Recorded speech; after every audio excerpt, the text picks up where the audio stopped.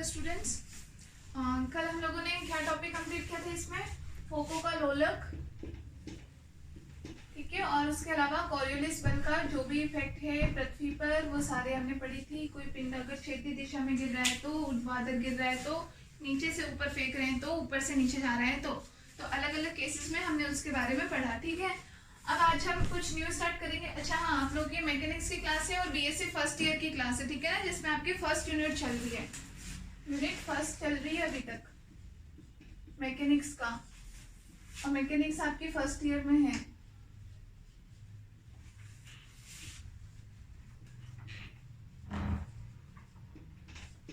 ठीक है, अब आज हम इससे रिलेटेड कुछ और नई नई चीजों के बारे में पढ़ेंगे। यहाँ तक का एक तरह से हमारा टॉपिक कंप्लीट हो गया।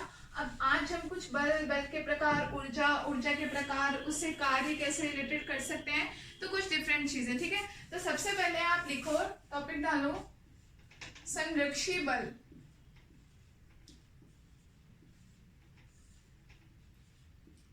लिखो संरक्षी बल।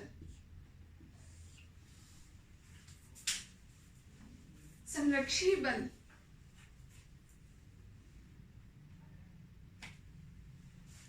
लिखो इसमें संरक्षी बल, संरक्षी बल उस बल को कहते हैं, संरक्षी बल उस बल को कहते हैं जिसके द्वारा किसी कण को, जिसके द्वारा किसी कण को एक बिंदु से दूसरे बिंदु तक ले जाने में, एक बिंदु से दूसरे बिंदु तक ले जाने में किया गया कार्य, किया गया कार्य कण के पथ पर, कण के पथ पर निर्भर नहीं करता, कण के पथ पर निर्भर नहीं करता।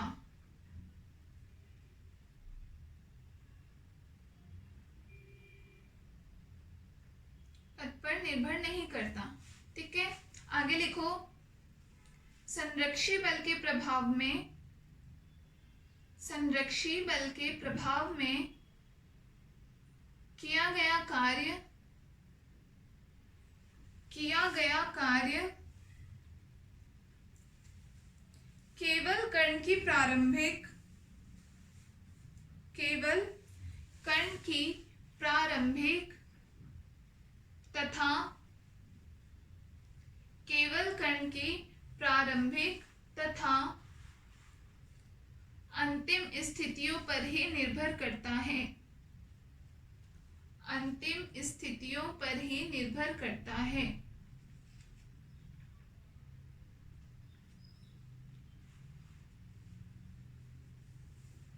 पर ही निर्भर करता है, ठीक है। मतलब हम क्या कहना चाह रहे हैं, संरक्षी बल कौन से बल होते हैं? जैसे मान लो कोई दो बिंदु हमने मान लिए ए और बी, ए बी हमने कोई दो बिंदु मान लिए। अब मान लो ए से बी तक हमें जाना है, किसी वस्तु को लेकर जाना है या कुछ भी, तो मान लो एक रास्ता तो हमने ये ले लिया, एक रास्ता हमारे पास ये हो गया, ठीक है। ये मान लो हम पी, ए पी बी, एक पथ हमारा ये हो गया, और एक हमारा ए क्यू बी, ये हमारा पथ हो गया, ठीक है। तो इस पथ में जैसे हम कोई भी कार्य कर रहे हैं तो इसमें बल क्या होगा, वेक्टर एफ, और ये स्थिति सदिश डी आर वेक्टर। ऐसे ही इसके लिए भी बल की दिशा क्या होगी, वेक्टर एफ, स्थिति सदिश डी आर वेक्टर। तो इसमें ए से बी या बी से तक जाने में किया गया कार्य डब्ल्यू बराबर कितना होगा, F vector F dot D R vector. किसके लिए, अगर हम ए पी बी से जा रहे हैं, और यही बराबर होगा अगर हम बी से ए तक आ रहे हैं, F dot D R vector B Q A, F dot D R vector B Q A. या आप कुछ भी मान लो, वापस इधर जाने का कार्य ही मान लो, तो आप इसको क्या लिख सकते हो, ए क्यू बी। मतलब हम क्या कह रहे हैं, संरक्षी बल, संरक्षी बल कंजर्वेटिव फोर्स जिसको कहते हैं।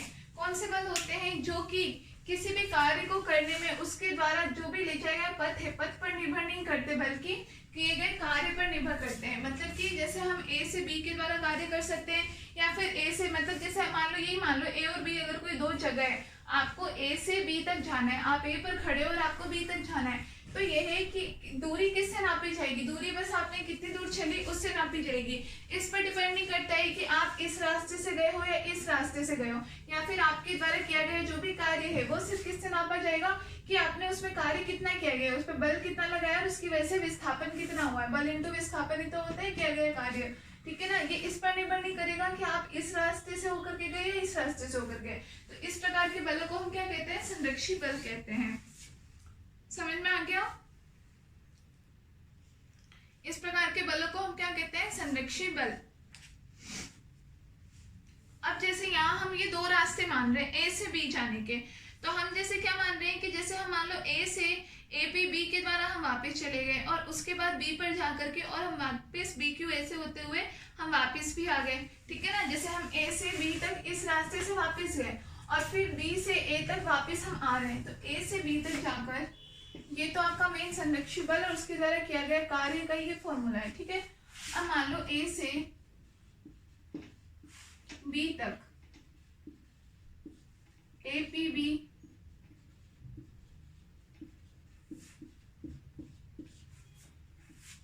मार्ग द्वारा जाने में तथा BQA मार्ग द्वारा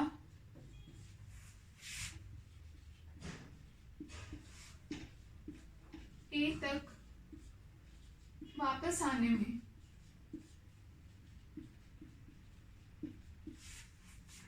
किया गया कार्य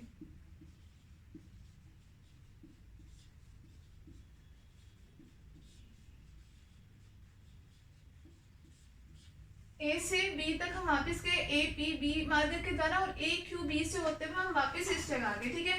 तो दोनों ही स्थितियों में हमने क्या बताया, कार्य जो है वो हमारा पथ पर निर्भर नहीं करेगा, ठीक है ना।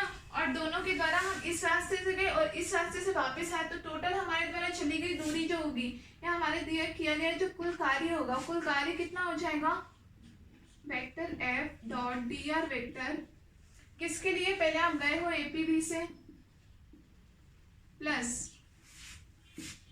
Vector F dot dr vector वापस किस है, BQA से। इन दोनों मार्ग पर किए गए कार्य के बराबर होगा कुल कार्य, ठीक है ना। इसको आप मान लो किया गया कुल कार्य लिख लेना यहाँ पे, कुल कार्य, इसको लिखो इतना।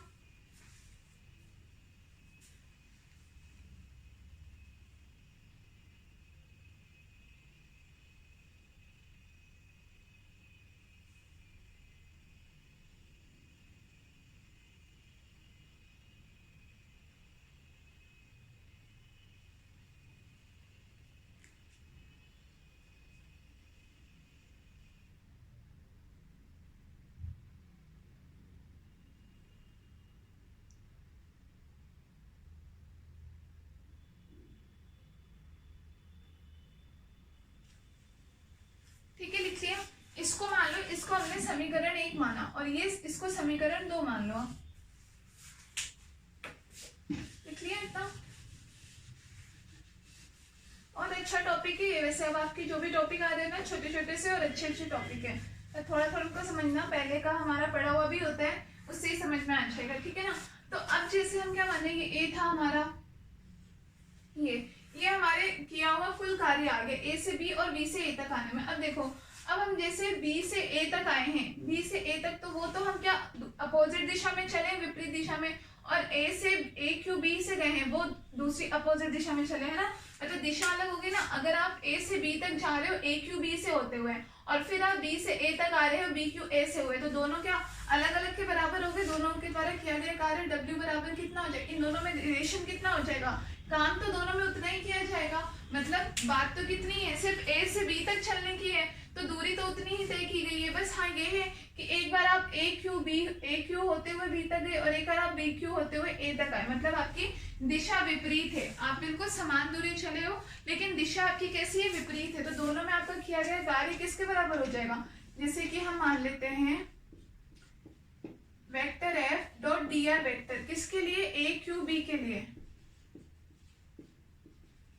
बराबर किसके हो जाएगा, माइनस, क्योंकि अपोजिट दिशा में होगा किसके, F dot D R B Q A के लिए। समीकरण 3 मान लो इसको, ठीक है, कि दोनों द्वारा किए गए कार्य किसके बराबर होगा। तो समीकरण 2 में अगर हम इसका मान रखें, समीकरण 2 से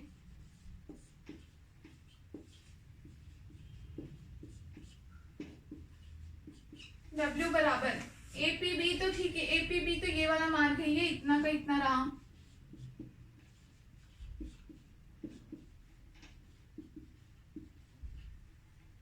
और BQA, तो BQA माइनस AQB के बराबर है, माइनस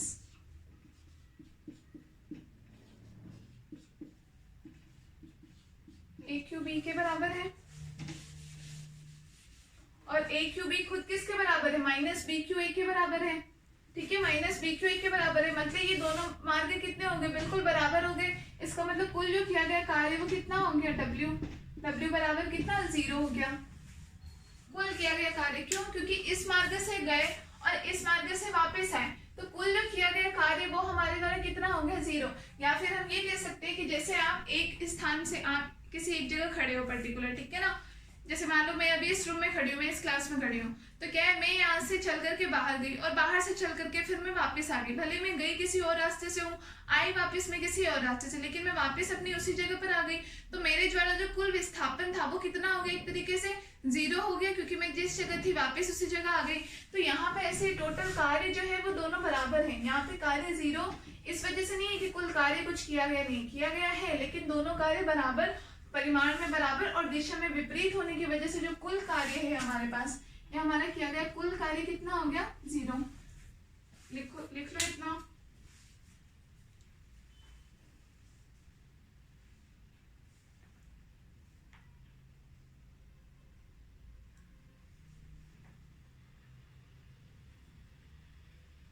तो आप क्या लिख सकते हो कि अतः, नीचे लिखो अतः संरक्षी बल के लिए, अतः संरक्षी बल के लिए एक बंद पथ के अनुदिश, एक बंद पथ के अनुदिश कार्य का मान 0 होता है।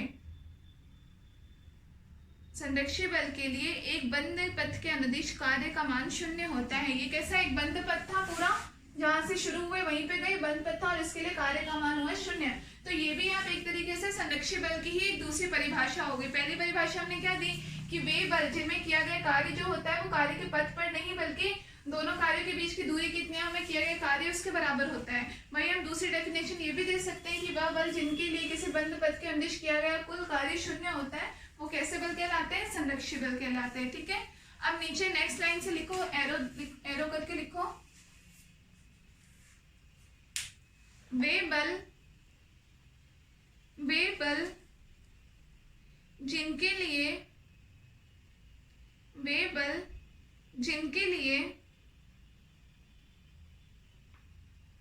उपरोक्त परिभाषाएं लागू नहीं होती। ये जो हमने दो परिभाषाएं जैसे इसकी दी, उसके लिए हम बात करें कि जिनके लिए उपरोक्त परिभाषाएं लागू नहीं होती, असंरक्षी बल कहलाते हैं।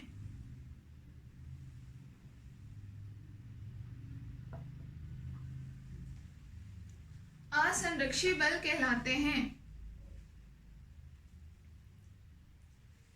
मतलब आप एक तरह से क्या ले सकते हो कि इनके लिए जो कार्य हमने ये ए क्यू बी के लिए किया है, ए क्यू बी ये बराबर नहीं होगा कार्य बी क्यू ए के।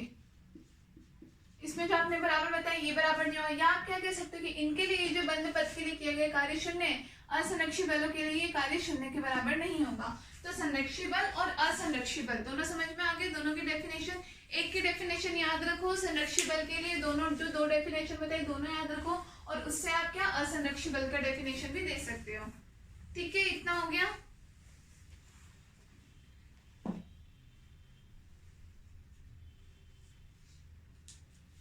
लिख लिया।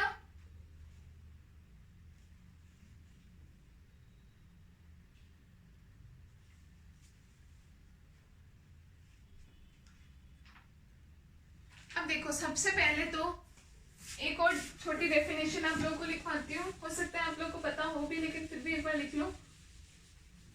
ये तो हमने डायरेक्ट इस चैप्टर का जो मेन टॉपिक है हमारा उससे हमने शुरुआत की, संरक्षी और असंरक्षी बल, ठीक है।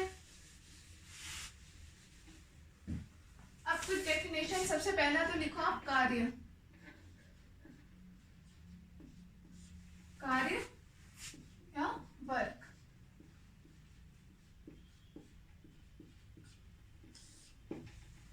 कार्य क्या होता है, इसमें लिखो यदि किसी वस्तु पर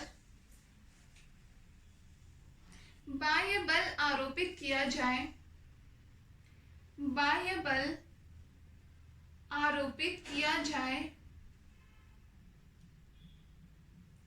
यदि किसी वस्तु पर बाह्य बल आरोपित किया जाए तो वस्तु विस्थापित हो जाती है, तो वस्तु विस्थापित हो जाती है। कोई सी वस्तु है, जैसे अभी मेरे हाथों में ये डस्टर है, इस जगह है, मैंने इसको यहाँ से लेके यहाँ कर दिया, तो मैंने क्या किया, इस पर मैंने, अगर ये अपने आप इस जगह पे नहीं है, मैंने इस पे कुछ बल लगा रखा है, मैंने और बल लगा के इसको, तो ये अपनी जगह से विस्थापित हो गई। तो यदि किसी वस्तु पर बाह्य बल लगाया जाए तो वह अपने स्थान से विस्थापित हो जाती है। अतः वस्तु पर आरोपित बल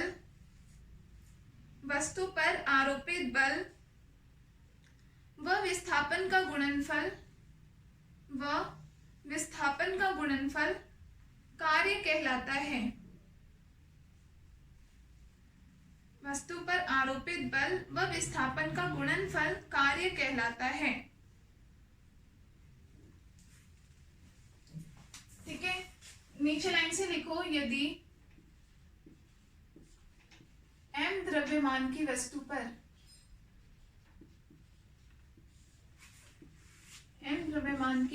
वस्तु पर बाह्य बल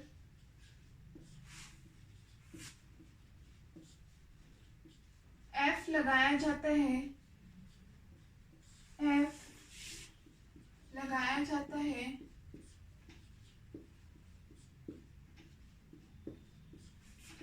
तो वह ds विस्थापित हो जाती है।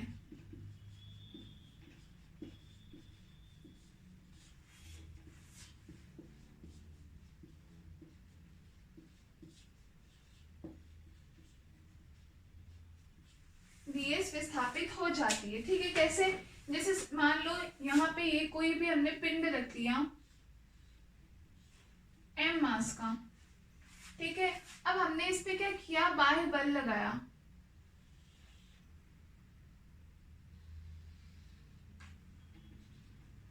तो ये बल की दिशा हमने इस पे क्या लगाया, बाह्य बल लगाया, तो ये वस्तु अपने स्थान से विस्थापित हो गई। मतलब अब m जो था पहले इस जगह थी, हमने इस दिशा में इस पर बल लगाया तो ये अपने स्थान से ds विस्थापित हो गई, ये ds विस्थापित होकर के अब इस स्थान पर आ गई। तो जो किया गया कुल कार्य है W बराबर कितना हो जाएगा, F डॉट ds विस्थापन है, तो ds विस्थापन भी सदिश होता है, बल भी सदिश होता है, तो W बराबर F डॉट ds। ये हमारा क्या हो गया, बल और विस्थापन, लगाए गए बाह्य बल और विस्थापन का गुणनफल किसके, कार्य के बराबर होता है। अब आपको पता है A डॉट B बराबर AB cos थीटा, तो W बराबर आप क्या लिख सकते हो, F ds cos थीटा, ठीक है। ये भी आपकी क्या, कार्य की परिभाषा। अब थीटा अलग अलग के लिए अलग अलग प्रकार के मान हो सकते हैं, लिख लो इतना।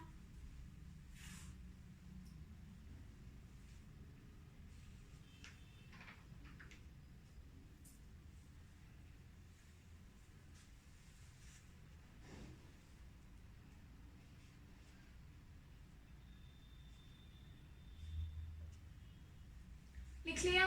तो ये आपके किसके, कार्य का मतलब हो गया, या कार्य का हमारी परिभाषा हो गई, ठीक है। अब कार्य जो होते हैं, कार्य कैसे, धनात्मक और ऋणात्मक दोनों प्रकार के होते हैं। कार्य है आपका W, कार्य कैसे, पॉजिटिव और नेगेटिव दोनों प्रकार के होते हैं। दोनों कैसे होंगे, इस सूत्र से भी हम बता सकते हैं। जब थीटा का मान अलग अलग हो, मतलब जब बल की दिशा अलग अलग हो, तब कार्य जो है वो किस प्रकार से होगा, ठीक है ना। जैसे कि मान लो अभी इसी में हम ये मान लेते हैं, अलग अलग केस को आप चाहो तो लिखना, अदरवाइज मत लिखना। जैसे मान लो cos थीटा है, अब अगर मान लो फर्स्ट केस हम लेते हैं जिसमें थीटा बराबर हमने 0 डिग्री मान लिया, थीटा बराबर 0 मान लिया, तो W बराबर कितना हो जाएगा, cos थीटा कितना होता है, cos 0 कितना होता है 1, तो इसका मतलब F डॉट डी के बराबर हो जाएगा, FDS। इस स्थिति में तो किया गया कार्य कितना होता है, W मैक्सिमम, अधिकतम कार्य इस स्थिति में किया जाता है जब थीटा बराबर कितना हो, 0 के बराबर हो, ठीक है। अधिकतम कार्य किया जाता है, मतलब कार्य के थीटा 0 का मतलब कि ये जो विस्थापन और ये जो बल लग रहा है, इन दोनों के बीच में जो कोण जितना बन रहा है वो कोण बिल्कुल 0 बन रहा है, मतलब बिल्कुल लीनियर दिशा में हो, बिल्कुल रैखिक दिशा में हो। तो अब थीटा बराबर अगर हम 90 ले लेते हैं तो कार्य कितना होगा, तो cos 90 तो कितना होता है 0, इसका मतलब कार्य भी हो जाएगा 0, मतलब कि विस्थापन इस दिशा में हो रहा है और बल अगर हम बिल्कुल इस दिशा में लगाए, मतलब एक तरह से बिल्कुल विपरीत दिशा हो गई, तो सिंपल सी बात है किया गया कार्य भी कितना हो जाएगा, 0 के बराबर हो जाएगा, ठीक है ना। ऐसे ही थीटा बराबर अगर हम कितना ले लें, 180 ले लें, 180 डिग्री अगर हमने ले लिया, ठीक है ना, तो cos 180 का मान कितना होता है, -1 होता है, तो W बराबर कितना हो जाएगा, -FD। तो ये हमने बताया कार्य धनात्मक भी होता है, ऋणात्मक भी होता है, कभी शून्य भी होता है, ठीक है। अब धनात्मक ऋणात्मक का मतलब क्या है, कार्य ऋणात्मक का मतलब क्या है, ये ऋणात्मक एक तरीके से इसकी दिशा बताता है, दिशा कि निकाय द्वारा किसी निकाय द्वारा कण पर बल लगाया गया या फिर कण द्वारा निकाय पर बल लगाया गया है, उससे निर्भर करता है कि कार्य हमारा धनात्मक होगा या ऋणात्मक होगा, ठीक है। तो इसमें लिखो, ये लिखना चाहो तो लिख लो, थीटा के ये तीनों अलग अलग स्थिति होती है, 0 डिग्री हो तो, 90 डिग्री हो तो, या 180 डिग्री हो तो। लिखो इसमें, जब बाह्य बल द्वारा कण पर कार्य किया जाता है तब कण की गतिज ऊर्जा बढ़ जाती है,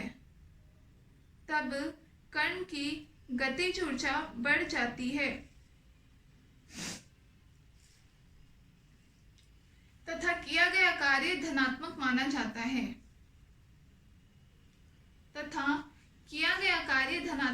जाता है, फुल स्टॉप। जब कण के द्वारा स्वयं किसी और निकाय पर कार्य किया जाता है, जब कण के द्वारा स्वयं किसी अन्य निकाय पर कार्य किया जाता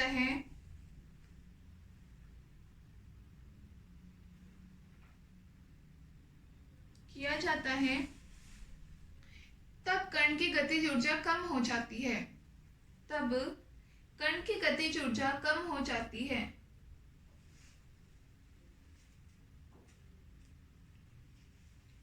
तथा कण पर किया गया कार्य ऋणात्मक माना जाता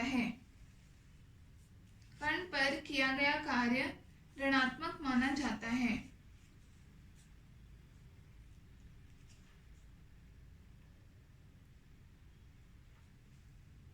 ठीक है, लिख लिया। तो ये आपकी बात होगी पूरी कार्य की, ठीक है। अब दूसरा इस पे पॉइंट डालो, कार्य समझ में आ गया, धनात्मक ऋणात्मक कब होगा। अब आप इसमें लिखो ऊर्जा, नेक्स्ट पॉइंट डालो इसमें, ऊर्जा क्या होती है। देखो वैसे हमें ये सब चीजें पता है, कोई लिखाने वाली बात नहीं है, कार्य क्या होता है, ऊर्जा क्या होती है, लेकिन वैसे हमें पता है, लेकिन अगर हमें इसकी एक बिल्कुल सही या क्रमबद्ध तरीके से अगर हमें इसकी परिभाषा देनी हो तो वो कई बार हम नहीं दे पाते हैं ना, इसीलिए मैं यहाँ लिखवा रही हूँ ताकि आप लोगों के पास एक जगह सारी चीजें रहेंगी। तो ऊर्जा क्या होती है, कार्य करने की क्षमता को ऊर्जा कहते हैं, डेफिनेशन लिखो, कार्य करने की क्षमता को ऊर्जा कहते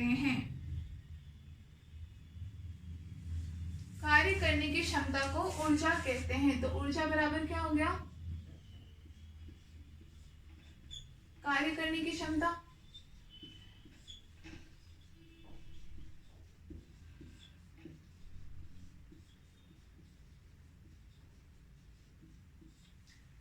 ऊर्जा को अगर हम U से प्रदर्शित करें, U बराबर क्या होगा, कार्य करने की क्षमता मतलब कार्य के बराबर, तो एक तरह से हम यही कह सकते हैं F D cos थीटा, या फिर U बराबर भी हम क्या लिख सकते हैं F डॉट D ds, मतलब कि एक तरह से कार्य और ऊर्जा दोनों क्या बराबर होती है, ठीक है ना। जितनी क्षमता से हम कार्य करेंगे वही हमारी ऊर्जा होगी, और ऊर्जा का परिणामी स्वरूप क्या कार्य होता है, तो ये हो गई हमारी ऊर्जा।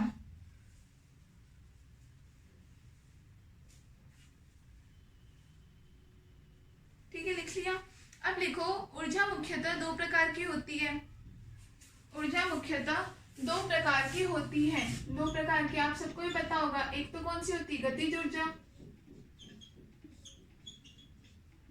काइनेटिक एनर्जी, और दूसरी कौन सी होती है, स्थितिज ऊर्जा, स्थितिज ऊर्जा या पोटेंशियल एनर्जी। ठीक, तो इसमें पहला लिखो गतिज ऊर्जा, हेडिंग डालो गतिज ऊर्जा, उसमें लिखो किसी कण में गति की अवस्था में उपस्थित, किसी कण में गति की अवस्था में उपस्थित ऊर्जा की मात्रा, किसी कण में गति की अवस्था में उपस्थित ऊर्जा गतिज ऊर्जा कहलाती है, गतिज ऊर्जा कहलाती है। ठीक है, कोई कण है अगर वो गति कर रहा है तो उस अवस्था में जो उसकी ऊर्जा क्या कहलाएगी, गतिज ऊर्जा। अब माना हमने कोई m द्रव्यमान का कण है, m द्रव्यमान का कण मान लिया हमने,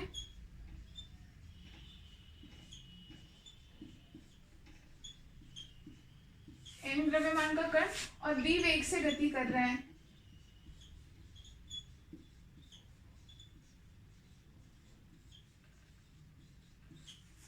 v वेग से गति कर रहा है, तो गतिज ऊर्जा E K से हम प्रदर्शित करते हैं, या फिर सिर्फ K से भी प्रदर्शित कर सकते हैं, बराबर कितनी हो जाएगी, half mv square, half mv square.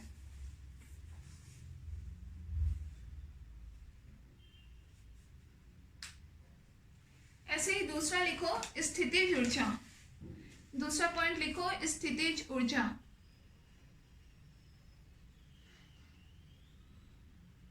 स्थितिज ऊर्जा। इसकी क्या परिभाषा लिखो, किसी कण में, किसी कण में स्थिर अवस्था में उपस्थित ऊर्जा, स्थिर अवस्था में उपस्थित ऊर्जा स्थितिज ऊर्जा कहलाती है, स्थितिज ऊर्जा कहलाती है।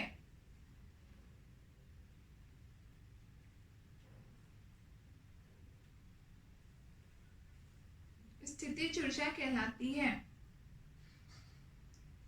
ठीक है, तो स्थितिज ऊर्जा के लिए भाई स्थिति अवस्था में है तो उसका वेग जो होगा, वेग तो कुछ होगा नहीं, शून्य, ठीक है ना। और उस अवस्था में भी लेकिन कण की कुछ ना कुछ ऊर्जा जरूर होती है, जब वो कोई गति नहीं कर रहा होता है, वो ऊर्जा किसके बराबर होती है, उसकी स्थितिज ऊर्जा। और यही से हम क्या बोलते हैं, ऊर्जा संरक्षण का नियम, कि कुल ऊर्जा बराबर किसके बराबर, किसी भी कण की कुल ऊर्जा किसके बराबर होगी, उसकी गतिज ऊर्जा प्लस स्थितिज ऊर्जा दोनों के बराबर होती है। ठीक है, ये आपने लिख लिया। अब आप इसमें लिखो, हमने ये माना कि कोई भी कण है, माना किसी कण की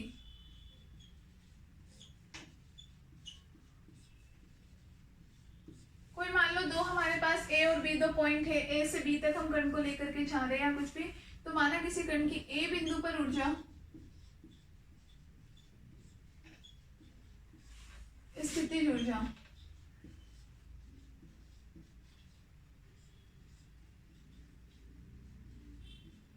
कितनी है, U है, तथा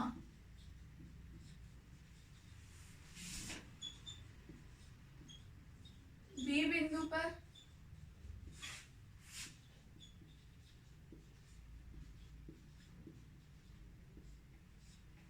स्थितिज ऊर्जा कितनी है, UB मान लिया। ठीक है, U और UB दोनों मान लिया। तो अभी जैसे हमने पढ़ा था ऊर्जा और कार्य क्या एक तरीके से दोनों हमने बराबर ही माने थे, ठीक है, दोनों बराबर ही थे, कार्य करने की क्षमता ही ऊर्जा थी। तो यहाँ पे दोनों ऊर्जा में अंतर कितना हो जाएगा, UB माइनस UA, कुल है तो ऊर्जा ये किसके बराबर होगी, कार्य के। एफ डॉट डी आर किसके बराबर हो गए? उलझा कुल किए गए कार्य के। ठीक है, लिख लो।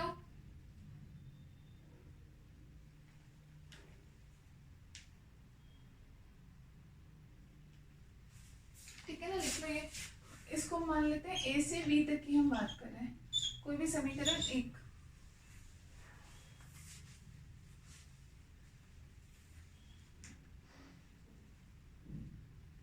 आगे लिखो, क्योंकि बलों को हमने संरक्षी बल माना है, क्योंकि बलों को हमने संरक्षी बल माना है, क्योंकि बलों को हमने संरक्षी बल माना है। ठीक है, तो यहाँ पे क्या होगा कि इसका मतलब ये होगा, संरक्षी बल होने का मतलब कि जो भी ऊर्जा है वो जिस पॉइंट पर है उसी स्थिति का ही क्या होगी? फलन होगी, उस स्थिति का ही फलन होगी, क्योंकि वो किए गए पथ पर तो निर्भर करेगी नहीं जहां से कार्य किया जा रहा है। ठीक है ना, बल्कि इसी पर। अब हम ये मान लेते हैं, जो हमारा ए है, ए को तो हमने मान ली कोई आइडियल कंडीशन, या ए को हमने क्या मान लिया? कुछ भी आदर्श स्थिति मान ली। ए को आदर्श मानकर तथा बी जो है, बी का अगर हमने मान लिया, कोई भी हम ए से बी तक जा रहे हैं, ठीक है, ये ए और ये बी है, ए से बी तक आप गए, तो अब बी का स्थिति सदिश अगर हमने आर मान लिया, बी का स्थिति सदिश वेक्टर आर मानने पर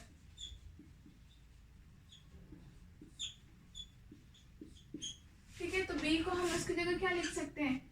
यू आर लिख सकते हैं, आर इसका स्थिति सदिश। ठीक है ना, और ये बराबर किसकी? यू है, अगर हम इधर लेकर के जाएं तो यू मतलब ए की एनर्जी प्लस ए से B F dot D R इसके बराबर होगा। समीकरण 2 हमने अभी क्या माना? यू को तो हमने आदर्श मान लिया, सॉरी ए को तो आदर्श मान लिया, और जबकि बी का स्थिति सदिश हमने आर मान लिया, तो यू आर बराबर यू ए प्लस उसके रूप में लिख सकते हैं, लिख लो।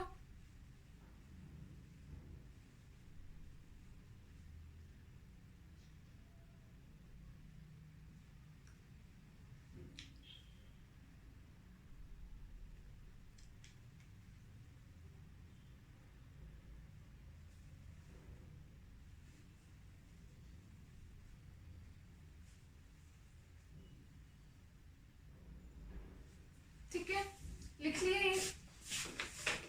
अब देखो, जैसे हम ये मान सकते हैं, ए जो है, ए की स्थिति अगर हम अनंत पे मान ले कि हम जहां से जा रहे हैं, मान लो अगर ए अनंत पर है, तो ए की स्थिति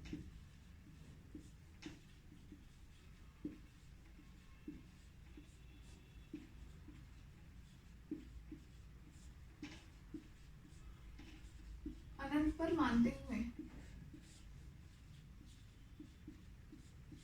अनंत पर हम स्थिति मान ले, तो इसका मतलब उस पर स्थिति ऊर्जा, क्योंकि अनंत पर है तो उस पर स्थिति ऊर्जा कितनी होगी? हमें ऐसे कुछ फिक्स पता तो होगा नहीं, तो उसकी स्थिति ऊर्जा हम कितने? 0 अगर मान लेते हैं, तो यू ए बराबर 0 था, हमारे पास यू आर बराबर कितना बचा? हमने मान लिया इंफिनिटी से आर तक, स्थिति सदिश आर तक, तो एफ डॉट डी आर समीकरण 3। ठीक है, इंफिनिटी पर हमने मान लिया ए, तो इंफिनिटी से लेकर के आर तक में किया गया कार्य कितना हो जाएगा? सिर्फ F dot D are infinity से आर तक के लिए बच जाएगा। ठीक है,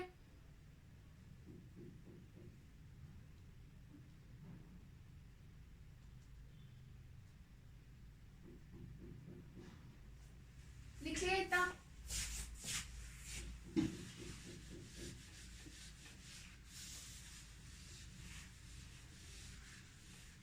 अब देखो, अब यहाँ पे ये जो स्थिति है, ए अनंत पर है, ए से लेकर के हम बी तक आ रहे हैं, और उसमें क्या गया कार्य कितना है?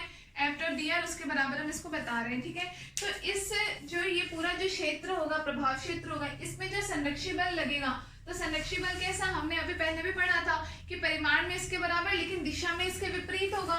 ए से बी तक जाने में और बी से ए तक आने में तो परिमाण में तो बराबर, लेकिन दिशा में विपरीत होता है। इसका मतलब हम यू आर बराबर क्या लिख सकते हैं? ऐसे लिख लो, संरक्षी बल के प्रभाव से, संरक्षी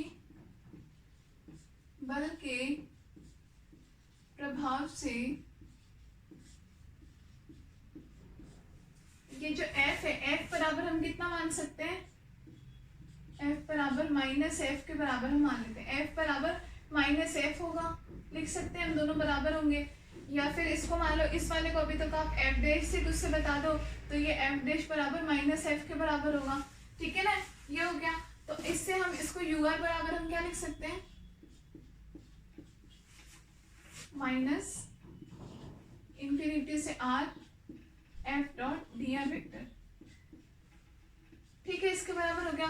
अब f क्योंकि वेक्टर f के रूप में है, तो f का हम कुल मान, अब यहाँ हम दोनों को खोल देते हैं, तो f का कुल मान हम ये लिख सकते हैं, स्थिति सदिश होता है। स्थिति सदिश को हम किस रूप में लिखते हैं, जैसे dx पर, जैसे dr बराबर होता है, उसको हम क्या लिखते हैं, x i के प्लस y j के प्लस z के लिखते हैं स्थिति सदिश को। इसी रूप में हम f वेक्टर f है, इसको हम क्या लिख सकते हैं, f x i के प्लस एफ वाई जे के प्लस एफ जेड के। ठीक है, इनटू में इसका स्थिति सदिश एक्स आई के प्लस वाई जे के प्लस जेड के लिख दिया ये हमने। इसको आप चाहो तो कोई समीकरण 4 नाम दे दो, लिख लो।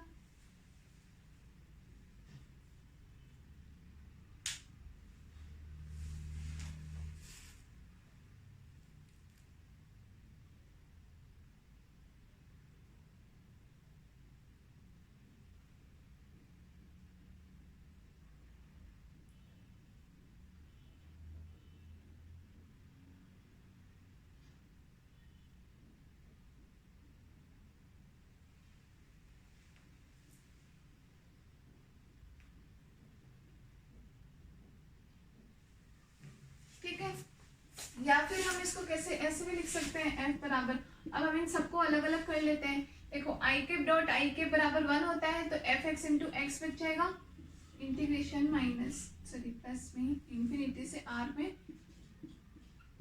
एफ एक्स इंटू में एक्स। ठीक है ना, sorry D X I cap होता है ना, तो डी आर है ना, D X D Y D Z होगा। ठीक है ना, डी आर बराबर D X I cap D Y J cap और डी जेड के कैप होता है। ठीक है, तो F X D X plus ऐसे ही F Y into D Y कितना हो जाएगा, F Y D Y J cap dot J cap 1 हो जाएगा और plus F Z D Z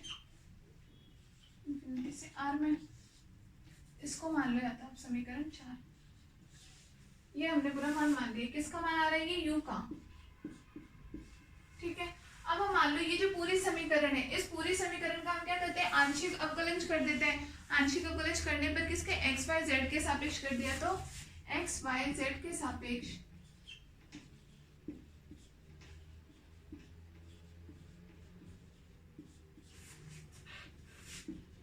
आंशिक अवकलन करने पर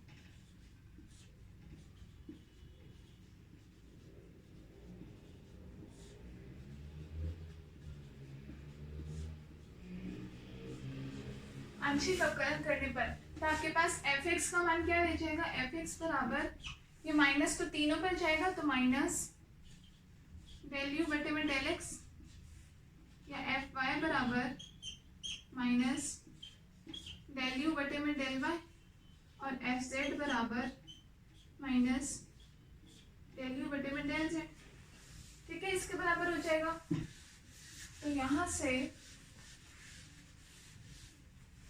वेक्टर f बराबर हमने कितना लिखा था, एफ एक्स आई के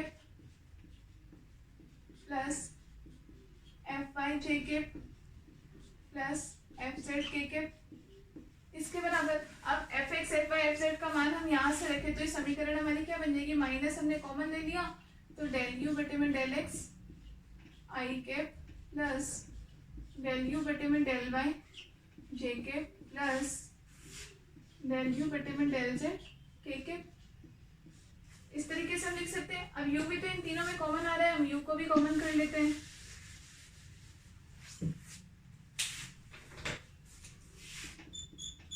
माइनस डेल बटे में डेल एक्स आई के प्लस डेल बटे में डेल वाई जे के प्लस डेल बटे में डेल जेड, ठीक है, और इंटू में यू एज इट इज।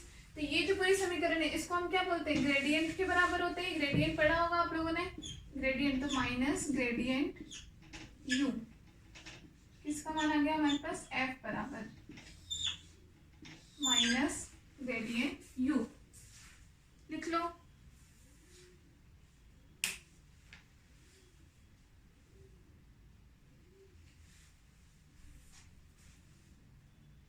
ठीक है, समझ में तो आ गया ना। इसको अगले समीकरण का नाम दे देना, पीछे जो भी समीकरण थी 4 5 6 जो भी थी उसके हिसाब से नाम दे देना। और ये बल हमारे पास कौन सा है, ये संरक्षी बल आया है, तो ये संरक्षी बल का एक और मान हमारे पास आ गया संरक्षी बल का, किसके रूप में, स्थितिज ऊर्जा के रूप में। यू यहाँ क्या स्थितिज ऊर्जा के बराबर हमने लिया था, तो F बराबर किसका, माइनस यू के बराबर आ गया, मतलब कि संरक्षी बल स्थितिज ऊर्जा के ग्रेडियंट के बराबर है। इसको हम क्या बोलते हैं, ग्रेडियंट। अब ग्रेडियंट को हिंदी में भी ग्रेडियंट ही बोलते हैं, जहां तक मुझे ध्यान है। आप लोगों ने 11th 12th में पढ़ा होगा, 11th 12th में ही अपने आते ही है, तो तब पढ़ा ही होगा। बाकी वैसे सेकेंड ईयर में तो आता भी है, इलेक्ट्रोडायनेमिक्स से उसमें आता है।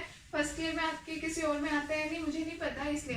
बाकी वैसे ग्रेडियंट होता क्या है, जैसे हम कोई ग्राफ बनाते हैं, जैसे मान लो कुछ इस प्रकार का ग्राफ है, तो इसमें ये जो जैसे हम कुछ पोर्शन हमने ये लिया, मान लो ये 2 लाइन, तो इसके बीच में जो ढाल जो होती है, स्लोप, ढाल जो ये बनती है, ये इसको हम वैसे जो ढाल या इंग्लिश में हम इसको स्लोप बोलते हैं, स्लोप। इसी से मीनिंग होता है हमारे ग्रेडियंट से भी, कि उसमें स्लोप कितना, उसमें वेरिएशन कितना आ रहा है, उससे मतलब होता है। 11th में आती है ना टॉपिक, तो ये लिख लो।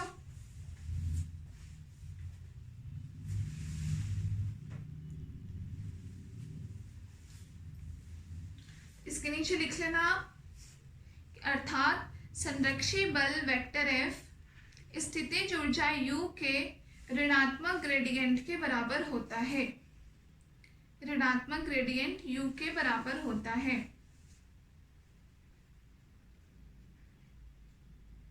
ऋणात्मक ग्रेडियंट यू के बराबर होता है।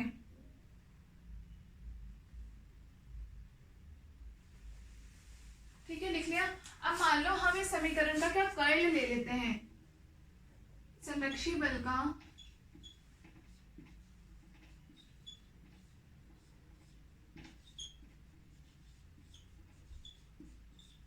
कर्ल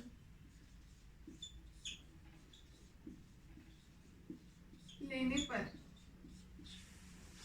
कर्ल समझते हो ना, कर्ल क्या होता है, डेल, जैसे डाइवर्जेंस होता है डेल डॉट यू, डाइवर्जेंस प्रेषित करते हैं, आप लोगों ने पढ़ा होगा, फिर भी बता देती हूँ। डेल डॉट यू जैसे डाइवर्जेंस है, इसी को अगर मैं डेल क्रॉस यू के रूप में लिखूं तो ये इसका कर्ल हो जाएगा। कर्ल का मतलब क्या होता है, घुमाव होता है, घुमाव, ठीक है ना। जैसे ये पॉइंट है, इससे कितना, इतना इधर आया, इतना इधर आया, इतना इधर आया, इस प्रकार से। तो ये जो घुमाव होता जा रहा है, ये घुमाव क्या होता है, यही कर्ल कहलाता है। और डाइवर्जेंस, हाँ डाइवर्जेंस का मतलब मुझे क्या नया, डाइवर्जेंस का मतलब होता है फैलाव, फैलाव होता है। कि जैसे मान लो कोई भी यहाँ पे कोई पॉइंट है, ठीक है ना, अब इसके मैं विद्युत क्षेत्र की बात करूँ या फिर मैं इसका कुछ भी जो भी इलेक्ट्रिक फील्ड, मैग्नेटिक फील्ड, चुंबकीय क्षेत्र जो भी हो, तो उसमें फैलाव कितना है, मतलब इस पॉइंट से कितना बाहर की तरफ इसका जो प्रभाव क्षेत्र है वो फैल रहा है, वो क्या कहलाता है, इसका डाइवर्जेंस। ऐसे भी आप समझ सकते हैं इसको, ठीक है ना। तो मतलब बाहर की तरफ कितना ज्यादा इसका डाइवर्जेंस है वो, और कर्ल का मतलब क्या होता है, घुमाव कितना आ रहा है इसमें वो। ये इन लोगों के मतलब फिजिकल मीनिंग ये होते हैं। अब इनको हम अलग अलग तरीके से प्रयोग में लेते हैं, ठीक है। तो संरक्षी बल का हमने कर्ल ले लिया, तो दोनों तरफ इधर हमने क्या ले लिया, डेल क्रॉस एफ बराबर minus del cross delta U, ठीक है। डेल क्रॉस डेल बराबर कितना हो गया, 0, डेल क्रॉस एफ बराबर 0। अर्थात हम क्या कह सकते हैं कि संरक्षी बल का कर्ल बराबर कितना होता है, 0। लिख लो इसको भी, नेक्स्ट जो भी समीकरण नंबर दे देना, अर्थात नीचे लिख लेना लाइन,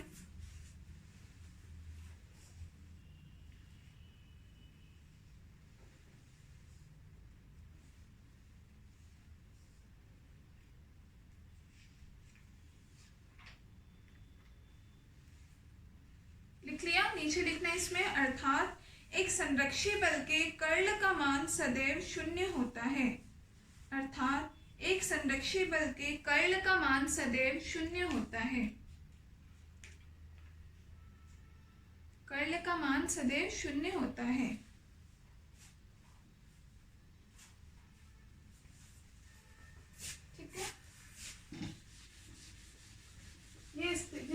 दोनों कार्य हमने पढ़ लिए, कार्य क्या होता है, और दो प्रकार की ऊर्जाएं पढ़ ली हमने, स्थितिज ऊर्जा, गतिज ऊर्जा, और उसके अलावा संरक्षी बल, उसका स्थितिज ऊर्जा के साथ क्या संबंध होता है और उस पर कैसे निर्भर करता है, यह आ गया।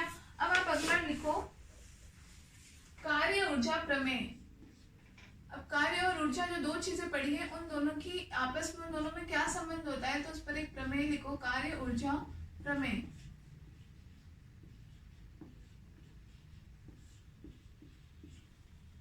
कार्य ऊर्जा प्रमेय इंपॉर्टेंट टॉपिक है, इंपॉर्टेंट लगा लेना।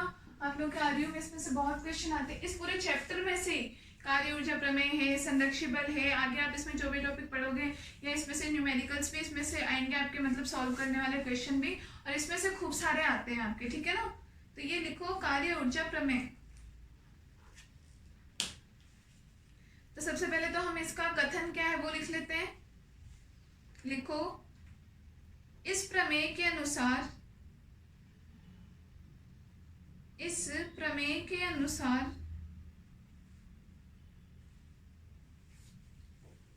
किसी वस्तु पर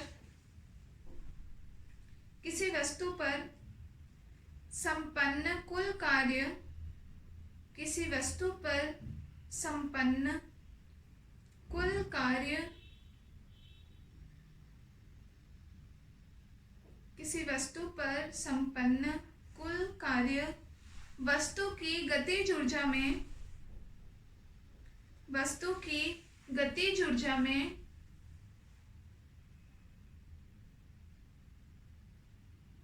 गतिज ऊर्जा में परिवर्तन के तुल्य होता है, परिवर्तन के तुल्य होता है। किसी वस्तु पर कुल कार्य वस्तु की कुल कार्य वस्तु की गतिज ऊर्जा में परिवर्तन के तुल्य होता है, परिवर्तन के तुल्य होता है।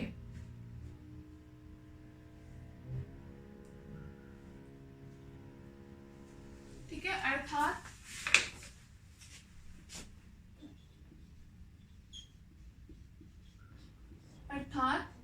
W बराबर डेल्टा ई के, गतिज ऊर्जा ई के से, तो ई के में परिवर्तन डेल्टा ई के,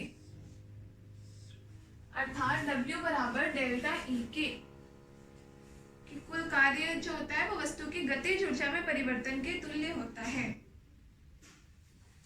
अब ये तो प्रमेय का कथन है, अब इसको हम प्रूफ करते हैं ये सही है या नहीं।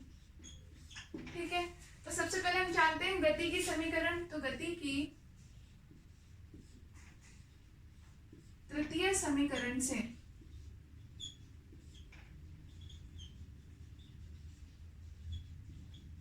गति की तृतीय समीकरण से, तृतीय समीकरण जानते हो ना, गति की तीन समीकरण होती है। पहली कौन सी होती है, v बराबर u प्लस ए टी, दूसरी s बराबर u T plus half A T square, और तीसरी होती है v स्क्वायर बराबर u square plus 2as, v square बराबर u स्क्वायर प्लस 2as। ध्यान होगा 11th में ही आती है तीनों समीकरण। ठीक है, तो ये हमारी गति की तीसरी समीकरण हो गई, समीकरण 1। अब हम जानते हैं, चूंकि लिखो, हम जानते हैं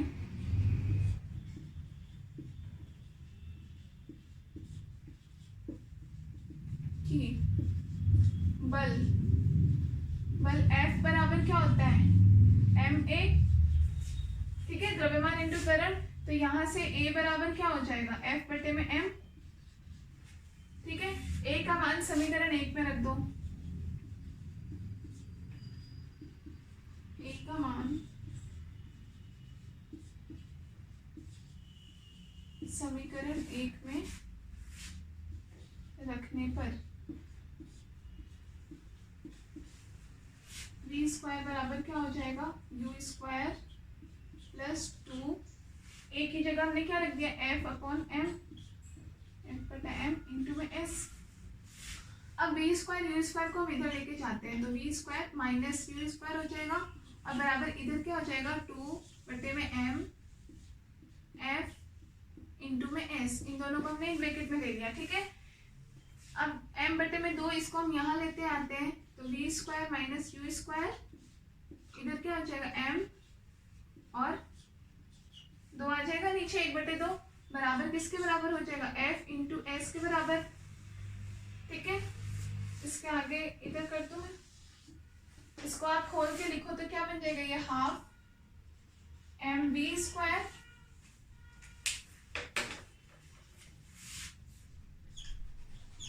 half M B square minus half M U square बराबर F इंटू एस मतलब बल और S मतलब दूरी, तो बल और विस्थापन किसके, कार्य के बराबर, तो बराबर में हो गया W। अब ये आपको दिख रहा है कि इसका गतिज ऊर्जा का सूत्र में लिखा था हाफ एम बी स्क्वायर, तो ये कब था, जब इसका अंतिम वेग v हो और प्रारंभिक वेग u हो। इसका मतलब इसको तो हम क्या लिख सकते हैं, E के गतिज ऊर्जा ये कब की अंतिम रही होगी, तो E के फाइनल माइनस और ये प्रारंभिक गतिज ऊर्जा, तो E के इनिशियल बराबर किसके बराबर है, W के, या इसका मतलब डेल्टा, तो फाइनल माइनस इनिशियल मतलब कि गतिज ऊर्जा में परिवर्तन डेल्टा E के बराबर क्या हो गया, W। मतलब कि हम कह सकते हैं कि किया गया कार्य जो होता है वो गतिज ऊर्जा में परिवर्तन के बराबर होता है। वैसे भी हम जानते हैं किसी वस्तु पर हमने कार्य किया मतलब क्या किया, उस पर हमने बल लगाया और उसको विस्थापित कर दिया, तो उसकी गतिज ऊर्जा में परिवर्तन ही तो हुआ एक तरह से। लिख लो इसको, ये है आपकी कार्य ऊर्जा प्रमेय, कार्य ऊर्जा प्रमेय।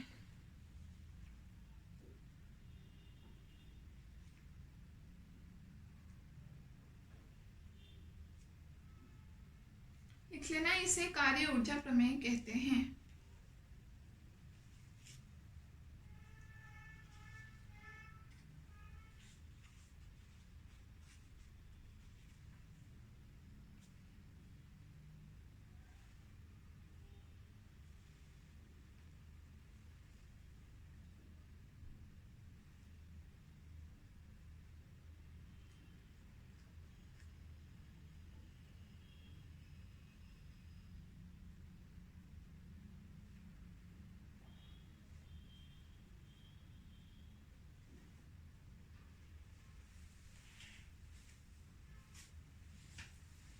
कार्य ऊर्जा प्रमेय।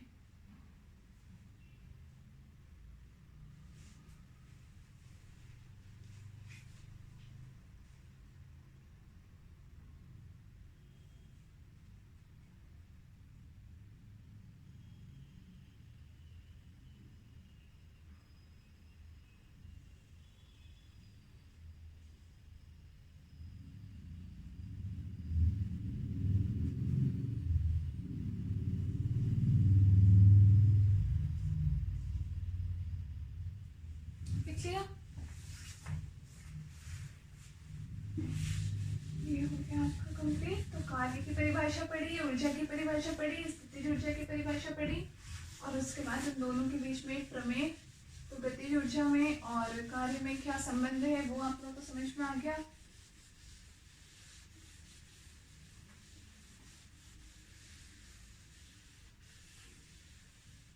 ठीक है, अब आप लोग नेक्स्ट टॉपिक डालो, गुरुत्वीय क्षेत्र में स्थितिज ऊर्जा।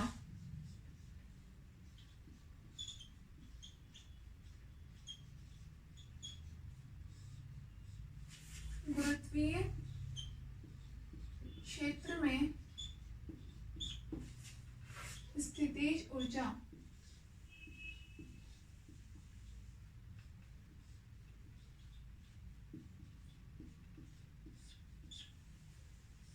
गुरुत्वीय क्षेत्र में स्थितिज ऊर्जा, ठीक है। अब हम किसकी बात करेंगे, यही स्थितिज ऊर्जा, लेकिन अब अगर गुरुत्वीय क्षेत्र मतलब जी के अंतर्गत हो तो हम उसके बारे में बात करेंगे। ठीक है, तो सबसे पहले देखो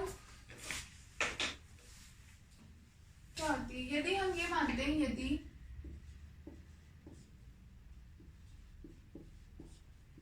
दो कण ले लिए जिनके द्रव्यमान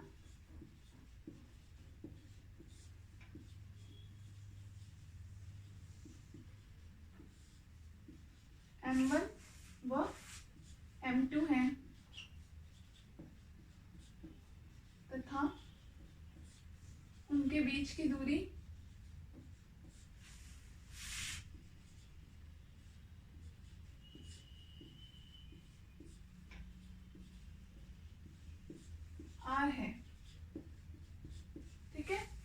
लो इधर आपने कोई भी दो कण ले लिए m1 m2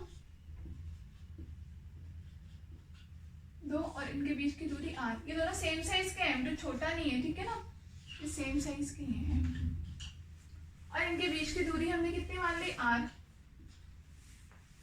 तो इनके बीच लगने वाला बल कितना हो जाएगा, बल F बराबर, पढ़ते हो आप लोग 11th में, G m1 m2 upon r square. F बराबर G m1 m2 upon r square, ठीक है। बल समीकरण 1 मान लो। G यहाँ पे क्या होता है, हम इसको गुरुत्वीय नियतांक बोलते हैं। G यहाँ पे गुरुत्वीय नियतांक होता है।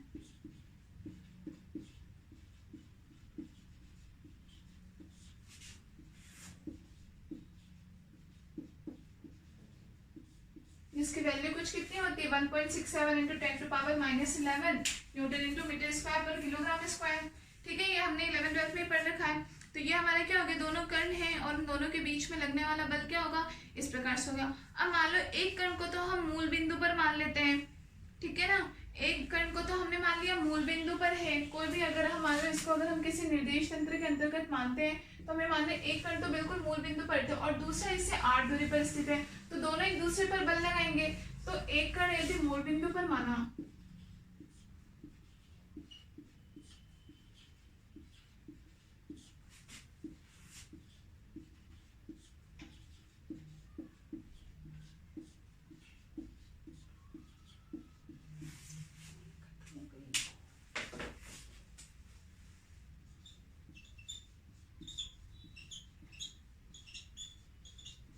तो दूसरा 8 दूरी पर है,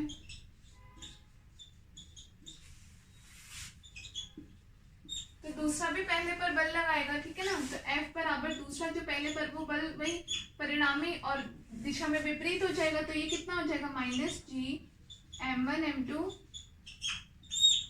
बटे r स्क्वायर r के। समीकरण 2, दूसरा जो बल लगाएगा, पहला दूसरे पे बल लगाया और दूसरा पहले पे बल लगाया, वो परिमाण में बराबर लेकिन दिशा में कितना विपरीत हो जाएगा। लिख लो।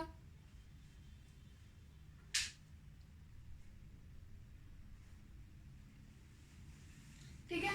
अब क्योंकि गुरुत्वीय बल कैसा है, गुरुत्वीय बल खुद एक केंद्रीय बल है, क्योंकि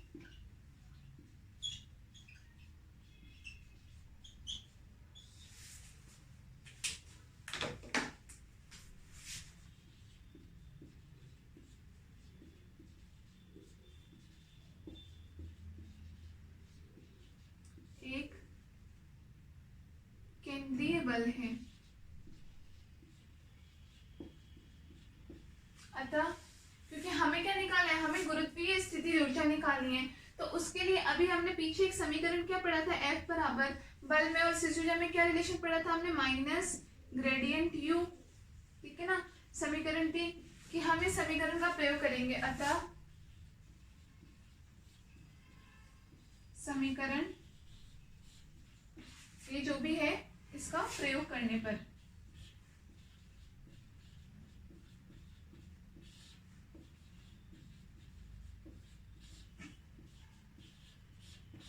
ठीक है। इस समीकरण का प्रयोग तो हम क्या लिख सकते हैं यहां से,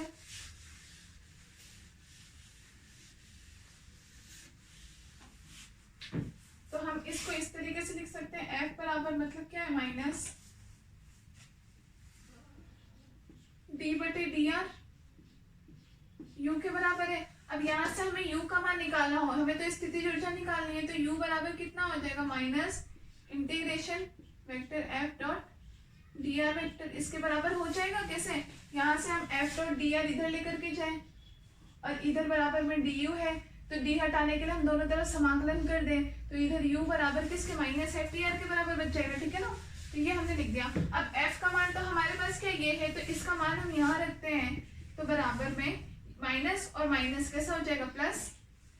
f का मान रख दो आप, तो g m1 m2 बटे में r square r cap dr vector, ठीक है। ये हमारे पास हो गई समीकरण 3, कुछ भी मान लो, लिख लो इतना। फिर हम आगे बस क्या करना है, बस अब इस समीकरण को हमें सॉल्व करना है।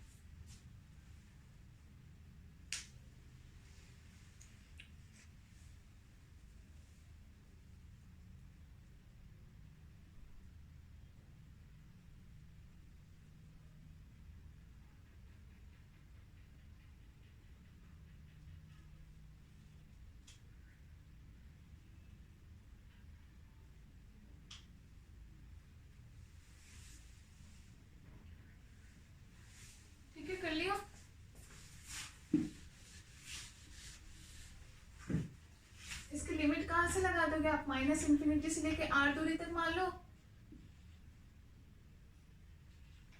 ठीक है ना, माइनस इंफिनिटी से लेके r दूरी तक।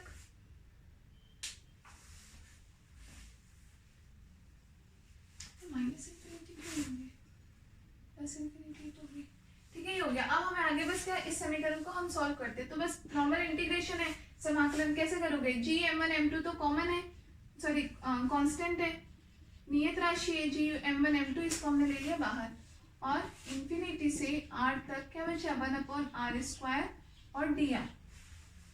इसका समाकलन हमने किया तो हमें क्या मिला,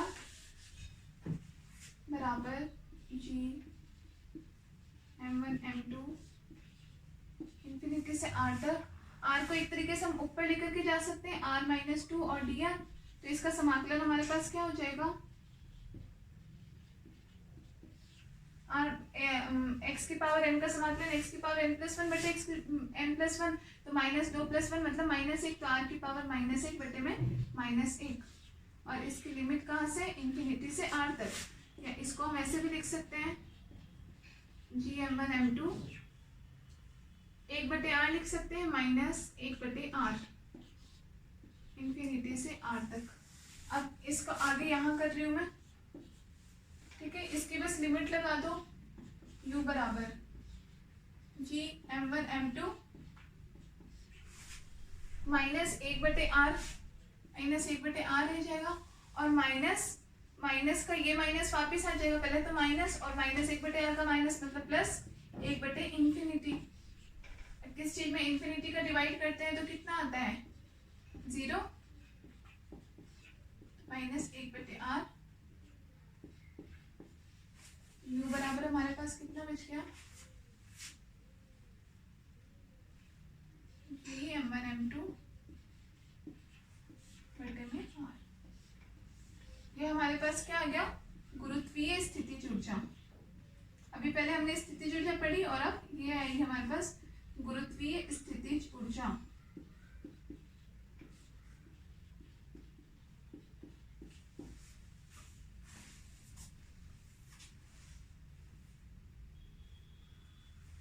माइनस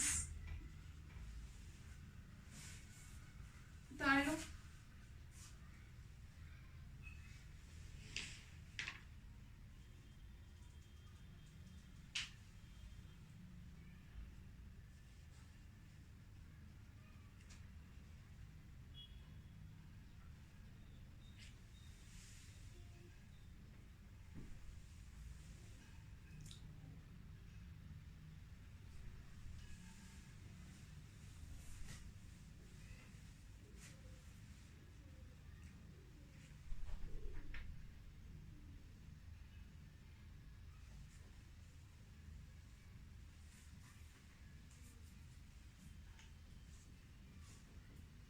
लिख लिया।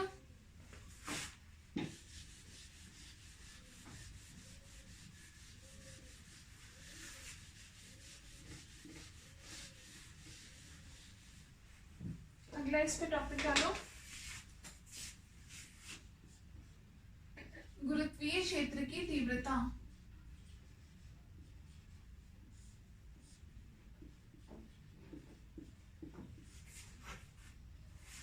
गुरुत्वीय क्षेत्र की तीव्रता।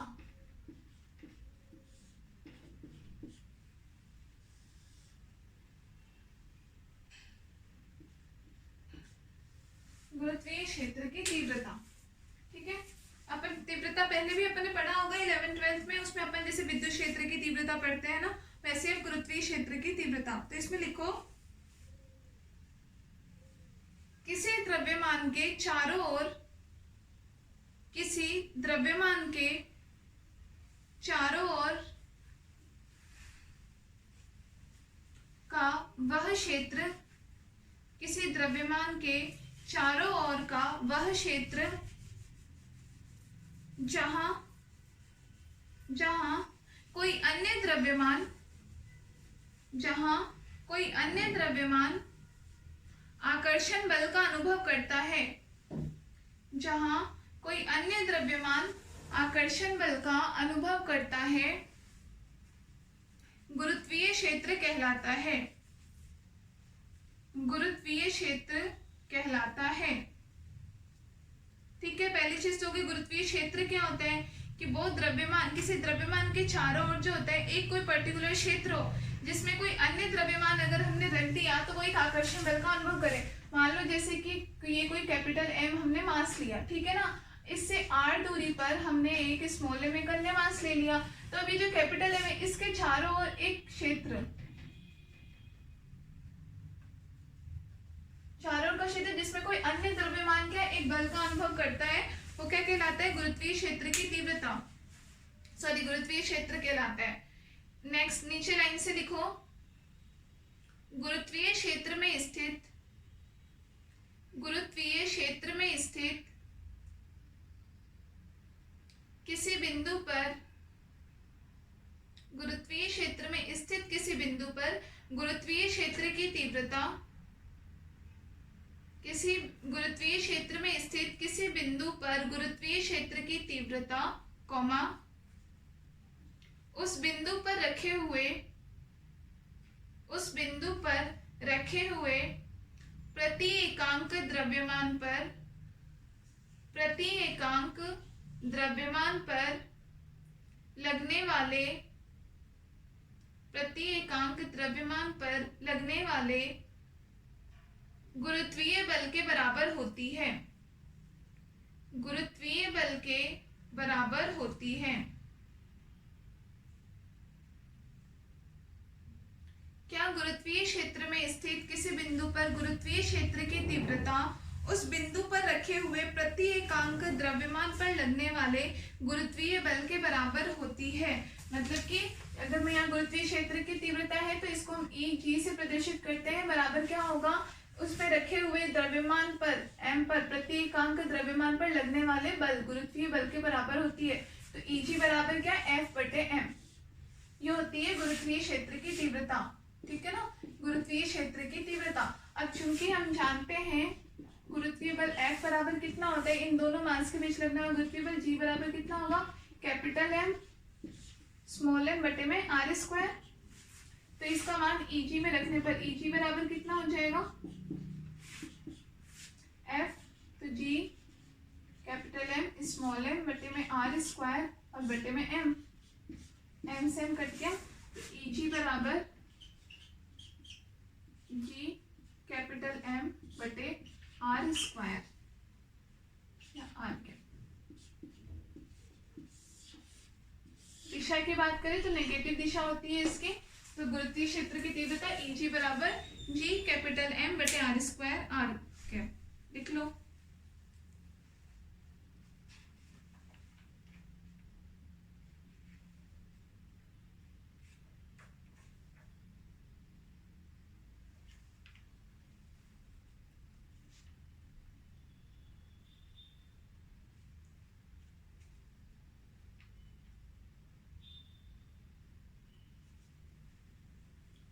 लिख लिया। अब ऐसे ही नेक्स्ट टॉपिक डालो,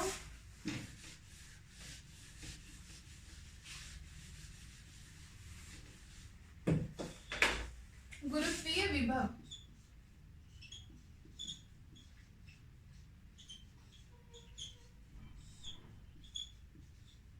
गुरुत्वीय विभव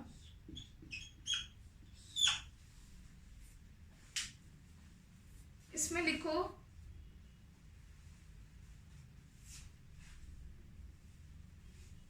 गुरुत्वीय क्षेत्र में स्थित, गुरुत्वीय क्षेत्र में स्थित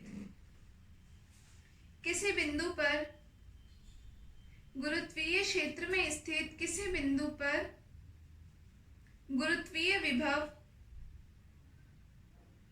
गुरुत्वीय विभव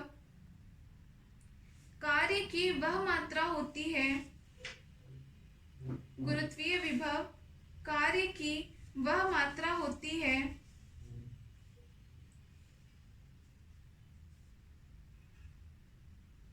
वह मात्रा होती है जो प्रति एकांक आयतन को, जो प्रति एकांक आयतन को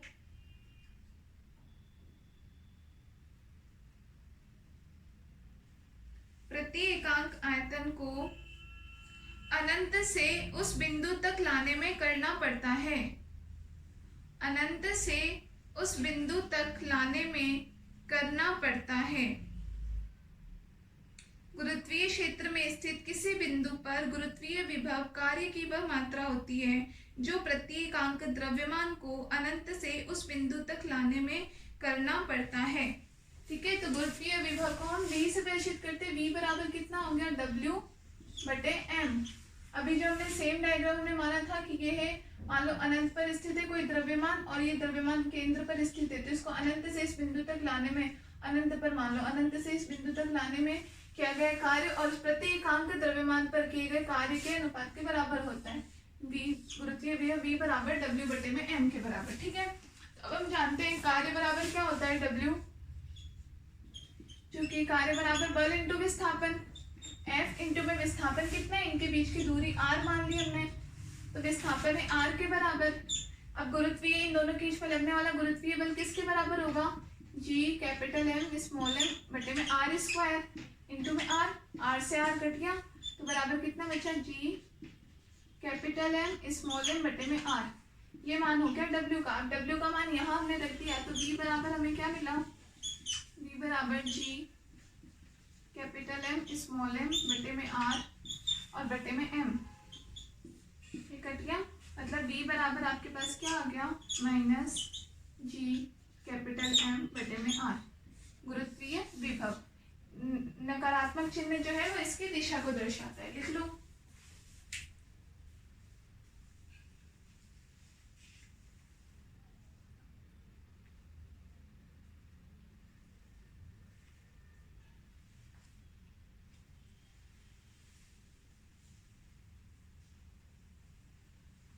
ठीक है, तो समझ में आ गया। तो गुरुत्वीय विभव, जैसे हम विद्युत विभव और विद्युत क्षेत्र की तीव्रता पढ़ते थे, आप लोग को ध्यान होगा, तो विद्युत क्षेत्र की तीव्रता E बराबर क्या होती थी, KQ बटे में r स्क्वायर होती है, और गुरुत्वीय विद्युत विभव का मान क्या होता है, KQ बटे में r होता था। ठीक है ना, वहाँ दो प्रकार के हम क्या आवेश ले लेते थे। यहाँ से हम, अगर हम गुरुत्वीय विभव और गुरुत्वीय क्षेत्र की तीव्रता की बात कर रहे हैं, तो अभी हमारे पास गुरुत्वीय क्षेत्र की तीव्रता E बराबर सेम आया था, G कैपिटल M, लेकिन बटे में क्या आया था, r स्क्वायर के बराबर। तो चीज वही है, उसमें K कांस्टेंट रहता है, यहाँ G कांस्टेंट रहेगा, उसमें आवेश की बात होती है, यहाँ दो द्रव्यमान की बात होती है, और दूरी वही की वही रहती है। वहाँ दो आवेशों के मध्य दूरी होती है, यहाँ दो द्रव्यमान के मध्य दूरी होगी, और V का मान भी सेम आया है, G कैपिटल M और बटे में r। ठीक है, तो ये हमारा हो गया गुरुत्वीय विभव जो विद्युत विभव के बराबर ही होगा। ठीक है, तो आज की क्लास में बस इतना ही। कल हम इसके अलावा गुरुत्वीय विभव, उन पर उसके अलग अलग स्थिति पर स्थितिज ऊर्जा, कोई पिंड रख दे तो उस पर स्थितिज ऊर्जा क्या होगी, इन सब के बारे में हम पढ़ेंगे वो नेक्स्ट क्लास में।